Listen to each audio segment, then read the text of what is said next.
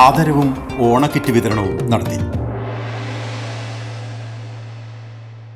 ആരോഗ്യരംഗത്തെ ജനകീയ നാമധേയം പ്രിയദർശിനി ഹോസ്പിറ്റൽ പയ്യന്നൂർ. കേരള പാചകകലാ സംഘം പയ്യന്നൂർ യൂണിറ്റിന്റെ ആഭിമുഖ്യത്തിൽ അന്നൂർ മഹാവിഷ്ണു ക്ഷേത്രം ഓഡിറ്റോറിയത്തിൽ വെച്ച് ആദരവും ഓണക്കിറ്റ് വിതരണവും നടത്തി. സംഘം സെക്രട്ടറി രവി പറമ്പത്ത് സ്വാഗതവും പ്രസിഡന്റ് KU ദാമോദര പൊതുവാൾ അധ്യക്ഷതയും വഹിച്ച പരിപാടി പയ്യന്നൂർ നഗരസഭാ ചെയർമാൻ അഡ്വക്കേറ്റ് സരിൻ ശശി ഉദ്ഘാടനം ചെയ്തു.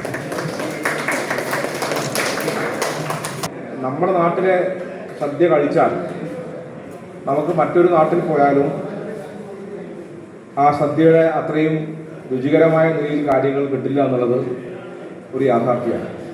അതുകൊണ്ട് നമുക്ക് നമ്മുടെ പയ്യന്നൂർ സദ്യയെ ഒന്ന് പ്രത്യേകമായിട്ട് ബ്രാൻഡ് ചെയ്യേണ്ടതുണ്ട്. ഇവിടെ വന്നപ്പോൾ തന്നെ അവർ പറഞ്ഞത് പയ്യന്നൂരിൻ്റെ സദ്യക്ക് ഒരു ഭൗമസൂചിക പദവി ഉൾപ്പെടെ ലഭ്യമാക്കുന്ന ഒരു ഇടപെടൽ നടത്തണമെന്നെല്ലാമുള്ള നിർദ്ദേശങ്ങൾ വന്നിട്ടുണ്ട്. ഏതായാലും നമുക്ക് നമ്മുടെ പയ്യന്നൂർ സദ്യ എന്ന് പറയുന്നത് ഒരു ബ്രാൻഡാക്കി മാറ്റാൻ ആവശ്യമായിട്ടുള്ള ഒരു നല്ല ഇടപെടൽ കേരള പാചക കലാസംഘത്തിൻ്റെ ഇടപെടലുണ്ടെങ്കിൽ നഗരസഭ കൂടി വിചാരിച്ചാൽ നമുക്ക് പയ്യന്നൂർ സദ്യ എന്നുള്ളത് വരും കാലത്തെ ആളുകൾക്ക് കാണിക്കാൻ സാധിക്കുന്ന നിലയിൽ നമുക്കൊരു ബ്രാൻഡാക്കി ഇതിനെ മാറ്റാൻ സാധിക്കേണ്ടതുണ്ട് എന്നുള്ളതാണ് സൂചിപ്പിക്കാനുള്ളത്. SSLC +2 പരീക്ഷയിൽ ഉന്നത വിജയം നേടിയ പാചകകലാ സംഘം മെമ്പർമാരുടെ മക്കളെ വേദിയിൽ വെച്ച് അനുമോദിച്ചു. ഫോക്ലോർ അക്കാദമി പാചകകലയ്ക്കുള്ള ഗുരുപൂജ പുരസ്കാര ജേതാവ് കോളിയാട്ട് ചന്ദ്രനെ വേദിയിൽ വെച്ച് ആദരിച്ചു.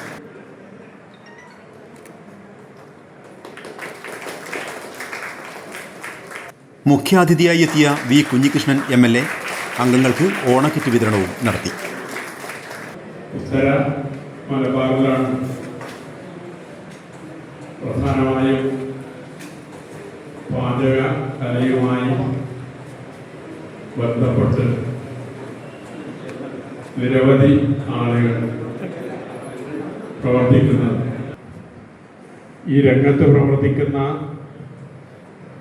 ആളുകളെ ആദരിക്കുക എന്നത് വളരെ പ്രധാനപ്പെട്ട, അവർക്ക് അംഗീകാരം നൽകുക എന്നത് വളരെ പ്രധാനപ്പെട്ട ഒരു കാര്യം തന്നെയാണ്. അതുപോലെ തന്നെ പാചക കലയുമായി ബന്ധപ്പെട്ടുകൊണ്ട്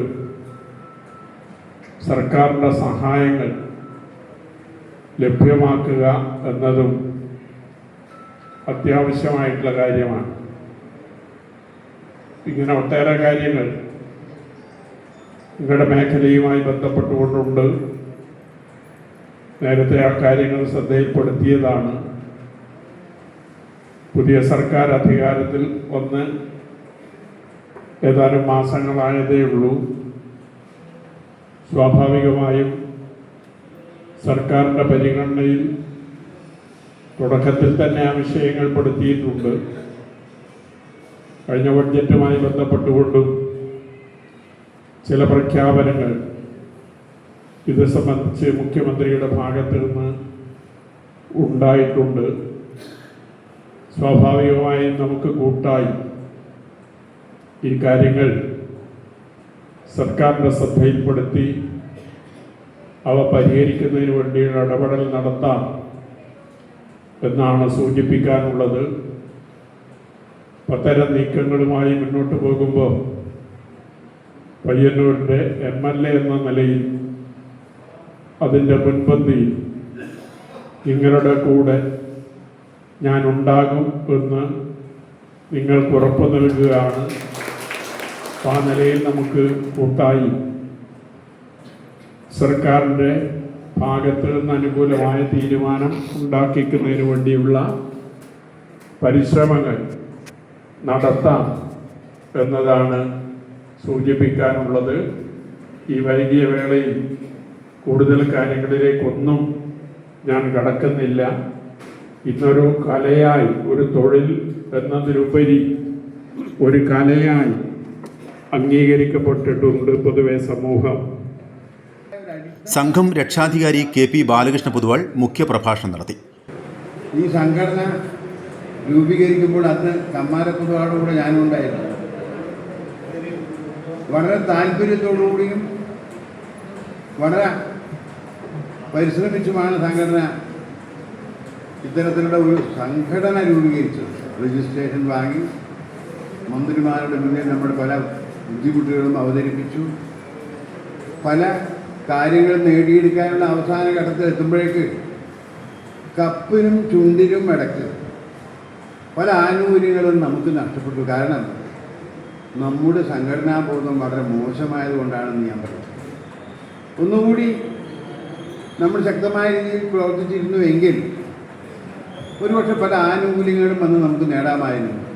ഞാൻ ഓർക്കുന്നു, കടന്നപ്പള്ളി രാമേന്ദ്രൻ ഇതേ വേദിയിൽ ഇവിടെ വന്നിരുന്നു നമ്മുടെ ഒരു ചടങ്ങിൽ സംബന്ധിക്കാൻ.